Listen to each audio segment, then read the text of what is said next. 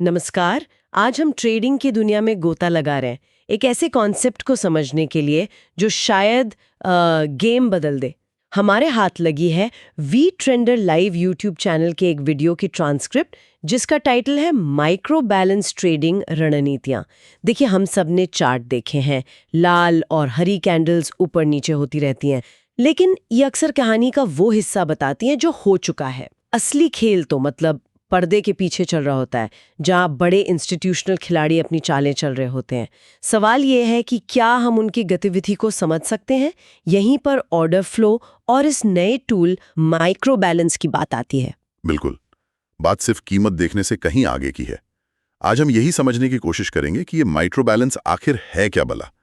ये छोटे time frame पर ट्रेड करने वालों को कैसे मदद कर सकता है ये पहचानने में कि बाजार कब शांत है, मतलब बैलेंस में है, और कब किसी एक दिशा में भागने को, इम्बैलेंस बनाने को तैयार है। और सबसे जरूरी, इस जानकारी के आधार पर ट्रेड कैसे किया जाए। सही है, तो चलिए इसे खोलते हैं। शुरुआत करते हैं कि आखिर हमें इसकी जरूरत क्यों पड़ी। पारंपरिक चार्टिंग जैसे कैंडलस्टिक्स, उसमें क्या कमी रह जाती है? सबसे बड़ी दिक्कत है स्पीड की। ट्रांसक्रिप्ट एक चौंकाने वाली बात बताती है। हम इंसान जानकारी को प्रोसेस करने में लगभग 200 से 500 मिलीसेकंड लगाते हैं। वहीं दूसरी तरफ आजकल के ट्रेडिंग एल्गोरिदम्स माइक्रो सेकंड्स में रिएक्ट करते हैं, यानी हजारों गुना तेजी से। ओह, हाँ, तो जब तक हमें चार्ट पर कोई बड़ी कैंडल बनती दिखती है या कोई पैटर्न नजर आता है, तब तक तो एल्गोस अपना काम करके निकल चुके होते हैं। बाप रे, हजारों गुना तेज। इसका मतलब तो ये हुआ कि हम हमेशा एक कदम पीछे चल रहे हैं अगर सिर्फ कैंडल्स देख रहे हैं। काफी हद तक यही होता है, खासकर भारतीय बाजारों में। यहाँ डेरिवेटिव्स मतलब फ्यूचर्स और ऑप्शंस का वॉल्यूम कैश मार्केट से लगभग 10 गुना ज्यादा है। 10 गुना? हाँ, यानी ज्यादातर एक्शन, ज्यादातर पैसा वहां लग रहा है जहां पारंपरिक कैंडलस्टिक विश्लेषण की नजर आसानी से नहीं पहुंचती। ट्रांसक्रिप्ट में एक आंकड़ा दिया गया है कि लगभग 96% ट्रेडर्स पैसा गंवाते हैं। इसकी एक बड़ी वजह यही है कि वो सिर्फ कीमत के पीछे भागते हैं, यानी कैंडल्स का पीछा करते हैं, ये समझने की कोशिश किए बिना कि बड़े खिलाड़ी क्या सोच रहे हैं, उनका इरादा क्या है। तो फिर रास्ता क्या है? अगर कैंडल्स काफी नहीं हैं तो ट्रेडर्स क्या देखें? ट्रांसक्रिप्ट में मार्केट प्रोफाइल और ऑर्डर फ्लो का जिक्र है। हाँ, ये एडवांस्ड कॉन्सेप्ट्स हैं जो इंस्टीट्यूशनल गतिविधि को समझने में मदद करते हैं। मार्केट प्रोफाइल हमें बाजार का बड़ा ढांचा, मतलब स्ट्रक्चर दिखाता है। दिन, हफ्ते या महीने के लेवल पर बाजार कहाँ संतुलन बना रहा है, बैलेंस में है, और कहाँ असंतुलन यानी इम्बैलेंस में है। ऑर्डर फ्लो और भी गहराई में जाकर बताता है कि किस कीमत पर कितनी खरीद बिक्री हो रही है, कहाँ सप्लाई है, कहाँ डिमांड। ठीक है, मार्केट प्रोफाइल बड़े टाइम फ्रेम के लिए हो गया, ऑर्डर फ्लो सप्लाई डिमांड के लिए। तो फिर ये माइक्रो बैलेंस क्या नया लाता है टेबल पे? बहुत अच्छा सवाल है। देखिए, मार्केट प्रोफाइल हमें बड़े टाइम फ्रेम का बैलेंस इनबैलेंस दिखाता है, लेकिन इंट्राडे ट्रेडिंग में दिन के दौरान क्या होता है, बाजार अक्सर घंटों तक एक बहुत छोटी सी रेंज में फंसा रहता है, जिसे हम बैलेंस कह सकते हैं। ये वो फेज होता है जहां ट्रेडर्स का धैर्य जवाब दे जाता है। हाँ बिल्कुल, वो sideways movement. Exactly. Micro balance tool खास तौर पर इसी छोटे टाइम फ्रेम के बैलेंस को पकड़ने के लिए बनाया गया है। ये हमें दिखाता है कि कब बाजार एक छोटी रेंज में शांत बैठा है, माइक्रो बैलेंस बना रहा है, और सबसे महत्वपूर्ण, कब वो उस शांति को भंग करके किसी एक दिशा में निकलने की, मतलब इम्बैलेंस बनाने की तैयारी कर रहा है। ये उसी बैलेंस इम्बैलेंस कॉन्सेप्ट को बहुत छोटे लेवल पर, माइक्रो लेवल पर लागू करता है। अच्छा, तो ये छोटे टाइम फ्रेम की शांति और फिर तूफान के आने का सिग्नल देता है। सुनने में तो काफी काम का लग रहा है। ये चार्ट पर दिखता कैसा है? ट्रांसक्रिप्ट में कुछ रंगीन बक्सों, कलर्ड बॉक्सेस की बात कही गई है। हाँ, वी ट्रेंडर के चार्ट्स पर ये टूल रंगीन आयताकार बक्सों के रूप में दिखाई देता है। हर बॉक्स एक माइक्रो बैलेंस जोन को दिखाता है।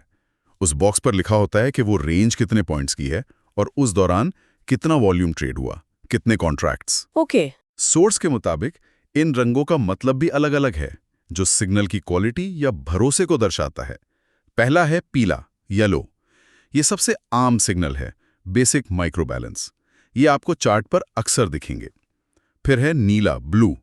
ये पीले वाले से बेहतर क्वालिटी का सिग्नल माना जाता है, यानी इसके आधार पर बने ट्रेड सेटअप पर थोड़ा ज्यादा भरोसा किया जा सकता है। और तीसरा बैंगनी, पर्पल। ये सबसे शक्तिशाली, सबसे भरोसेमंद माइक्रो बैलेंस सिग्नल है। ट्रांसक्रिप्ट में साफ कहा गया है कि अगर पर्पल माइक्रो बैलेंस बनता है तो उसे नजरअंदाज नहीं करना चाहिए। दिलचस्प। तो रंग सिर्फ सजावट नहीं है, उनकी अहमियत है।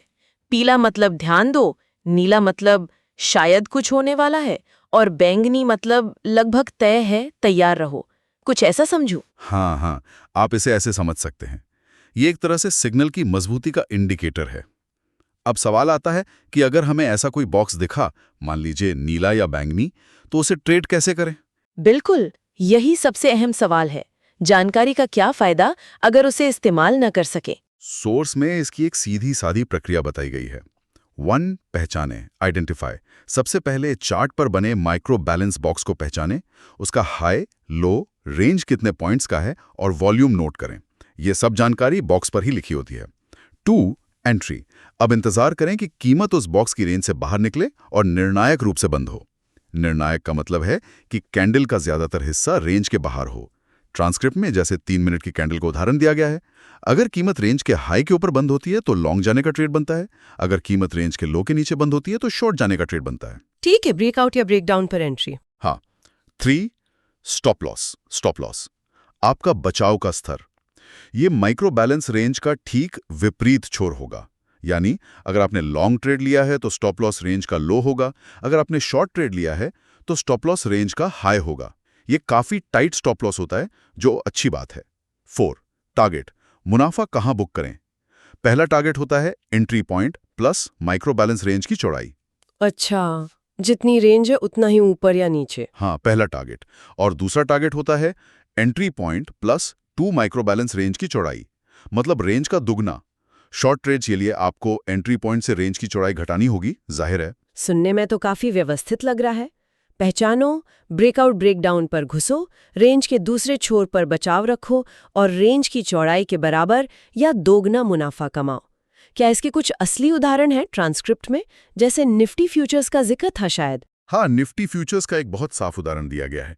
पिछले शुक्रवार जब बाजार बंद हो रहा था, निफ्टी फ्यूचर्स में एक 45 पॉइंट की माइक्रो बैलेंस रेंज बनी। इसका हाई था लगभग 24,710 और लो था 24,665।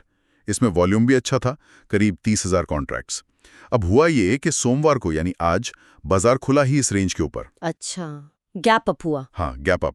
ये अपने आप में एक बड़ा सिग्नल था कि कल का बैलेंस आज इम्बैलेंस में बदल रहा है और दिशा ऊपर की तरफ है। ओके, तो गैप अप ओपनिंग ने ही पहला संकेत दे दिया। फिर ट्रेड कैसे बना? जैसे ही पहली 3 मिनट की कैंडल उस रेंज के हाई 24,710 के ऊपर मजबूती से बंद हुई, वो लॉन्ग एंट्री का सिग्नल था। स्टॉप लॉस कहाँ होता? रेंज का लो यानी 24,665। पहला टारगेट क्या था? रेंज का हाई 24,710 प्लस रेंज की चौड़ाई 45 points is equal to 24,755। Transcript के अनुसार ये टारगेट हिट हुआ। दूसरा target 24,755 plus 45 points is equal to 24,800।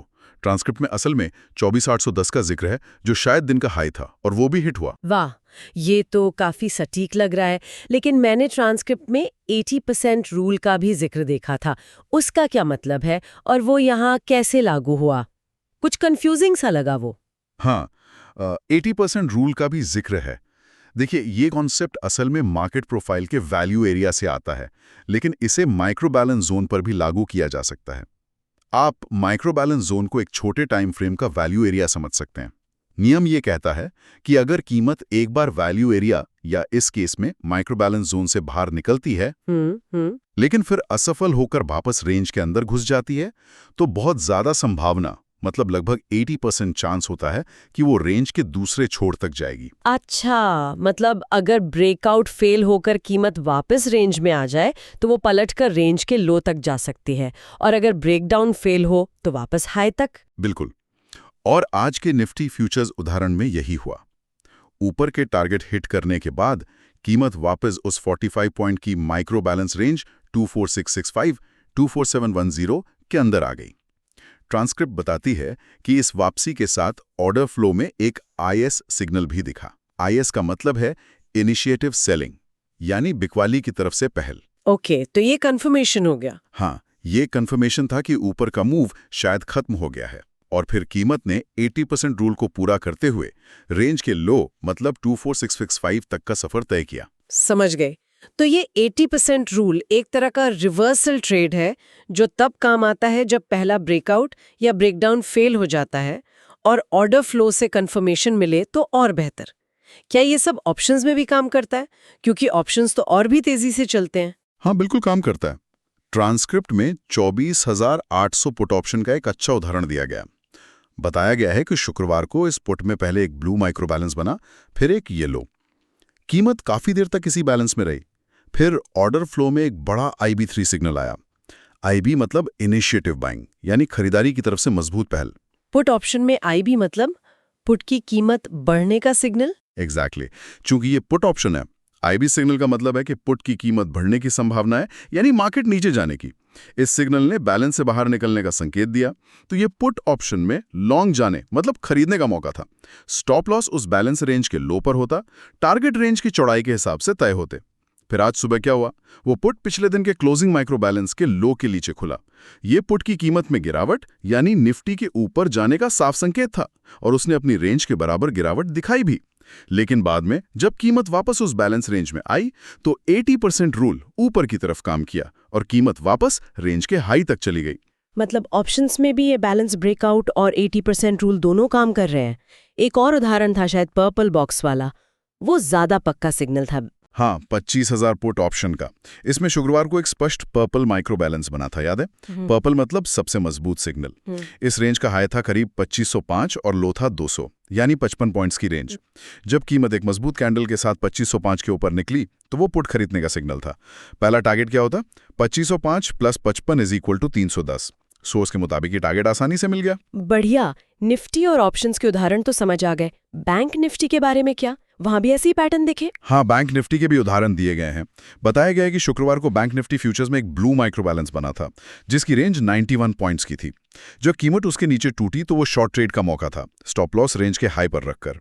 और आज सुबह के लिए शुक्रवार की क्लोजिंग पर बैंक निफ्टी में एक और माइक्रो बैलेंस बना था। इसकी रेंज 117 पॉइंट्स की थी, हाई 54,520 और लो 54,400। आज बैंक निफ्टी खुला तो इसी रेंज के अंदर, लेकिन दिन की दूसरी 3 मिनट की कैंडल रेंज के हाई 54,520 के ऊपर मजबूती से बंद हो गई। ये क्या सिग्नल था? ये लॉन्ग एंट्री का सिग्नल था। बिल्कुल, एंट्री 54,520 के ऊपर, स्टॉप लॉस रेंज का लो 54,400 के पास, target 1 54,520 plus 117 equals to 54,637। Hit हुआ। Target 2 54,637 plus 117 equals to 54,754। ये भी हिट हुआ। अरे वाह। और फिर जैसा निफ्टी में हुआ था, बैंक निफ्टी में भी जब कीमत वापस रेंज में आई तो 80% रूल नीचे की तरफ काम किया और कीमत लो मतलब 54,400 की तरफ गई। कमाल है। तो ये पैटर्न बार बार दिख रहा है। बैलेंस, ब्रेकआउट, डाउन, टारगेट और फिर संभावित 80% रूल, रिवर्सल। आपने बीच में ऑर्डर फ्लो सिग्नल्स IB और IS का जिक्र किया था कंफर्मेशन के लिए।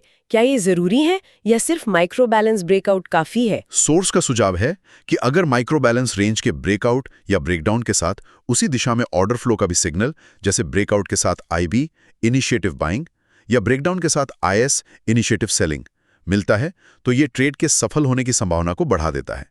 ये एक तरह से कॉन्फिडेंस बूस्टर है। जरूरी नहीं है, लेकिन अच्छा है अगर मिल जाए। और फ्यूचर्स बनाम ऑप्शंस, किसके सिग्नल बेहतर हैं? ट्रांसक्रिप्ट के अनुसार फ्यूचर्स में बनने वाले माइक्रो बैलेंस सिग्नल को ज्यादा भरोसेमंद माना जाता है। ऐसा इसलिए क्योंकि फ्यूचर्स मार्केट ज्यादा लिक्विड होता है और इंस्टीट्यूशनल गतिविधि को बेहतर ढंग से दिखाता है। लेकिन ऑप्शंस के सिग्नल भी काम के हैं, खासकर अगर कोई ऑप्शन ट्रेडर है। सबसे अच्छा क्या है? अगर फ्यूचर्स और किसी संबंधित ऑप्शन जैसे निफ्टी फ्यूचर्स और नजदीकी स्ट्राइक का कॉल या पुट दोनों में एक ही समय पर एक ही दिशा में माइक्रो बैलेंस ब्रेकआउट हो रहा हो, वो एक बहुत मजबूत कंफर्मेशन माना जाएगा। ठीक है। और ये सब देखने के लिए टाइम फ्रेम कौन सा इस्तेमाल करना चाहिए? 1 मिनट, 5 मिनट, 15 मिनट? क्योंकि ये माइक्रो बैलेंस है, यानी छोटे टाइम फ्रेम का विश्लेषण, तो ट्रांसक्रिप्ट 1, 3 या 5 मिनट का टाइम फ्रेम का सुझाव देती है। इसमें भी 3 मिनट या 5 मिनट को ज्यादा आइडियल माना गया है। 1 मिनट शायद ज्यादा नॉइज मतलब झूठे सिग्नल दे सकता है। ये ट्रेडर के अपने स्टाइल और कंफर्ट पर भी निर्भर करता है, पर 3 या 5 मिनट अच्छा है। एक और बात दिमाग में आ रही है, क्या ये टूल सिर्फ एंट्री के लिए है या इससे बाहर निकलने में भी मदद मिल सकती है? मान लीजिए मैं लॉन्ग ट्रेड में हूं और अचानक एक नया माइक्रो बैलेंस बनकर नीचे टूट जाए। बहुत ही महत्वपूर्ण सवाल है।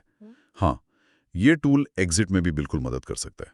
जैसा आपने कहा, अगर आप लॉन्ग हैं और चार्ट पर एक नया माइक्रो बैलेंस बनता है जो नीचे की तरफ टूट जाता है, शायद एक IS सिग्नल के साथ, तो ये एक चेतावनी हो सकती है कि ऊपर का मूव शायद खत्म हो गया। अच्छा। ये आपको अपने लॉन्ग ट्रेड से समय पर निकलने या शायद अपनी पोजीशन पलटकर शॉर्ट जाने का संकेत दे सकता है। इस तरह ये न केवल एंट्री ढूंढने में बल्कि ट्रेड को मैनेज करने और खासकर स्टॉप लॉस को प्रभावी ढंग से ट्रेल करने या जल्दी निकलने में मदद करके जोखिम कम करने में भी सहायक हो सकता है। वाह, तो ये entry, exit, stop loss, target, confirmation काफी कुछ कवर करता है। अगर संक्षेप में कहें तो माइक्रो बैलेंस टूल ट्रेडर्स को छोटे टाइम फ्रेम पर बाजार के मिजाज को पकड़ने का एक तरीका देता है, कब वो शांत है मतलब बैलेंस में है, और कब वो किसी दिशा में फटने वाला है, इम्बैलेंस बनाने वाला है, और फिर उस जानकारी पर कैसे एक्शन लिया जाए। बिल्कुल सही कहा। सोर्स में इसका कनेक्शन एक दिलचस्प कॉन्सेप्ट से भी जोड़ा गया है, टेडी मेहरा का IBM कॉन्सेप्ट, यानी इम्बैलेंस, बैलेंस, इम्बैलेंस। ये कॉन्सेप्ट कहता है कि बाजार हमेशा इसी चक्र में चलता है।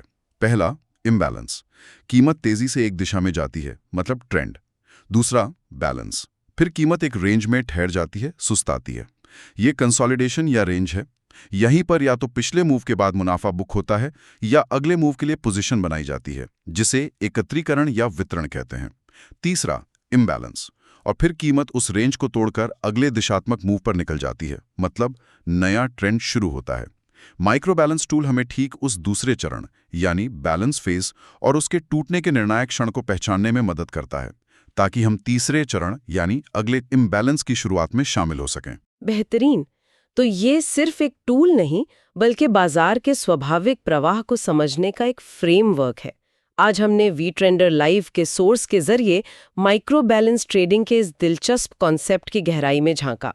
ये वाकई सिर्फ कैंडल्स देखने से कहीं आगे जाकर बाजार की अंदरूनी चाल को, खासकर छोटे टाइम फ्रेम पर ये बैलेंस और इम्बैलेंस के नाजुक डांस को समझने का एक शक्तिशाली तरीका लगता है। बिल्कुल, और इसका सबसे बड़ा फायदा शायद यही है कि ये इंट्राडे ट्रेडर्स को संभावित रूप से बहुत जल्दी एंट्री सिग्नल दे सकता है, ठीक उस मोड़ पर जब बाजार एक शांत, सुस्त बैलेंस फेज से निकलकर एक तेज, दिशात्मक इम्बैलेंस मूव शुरू करने वाला होता है।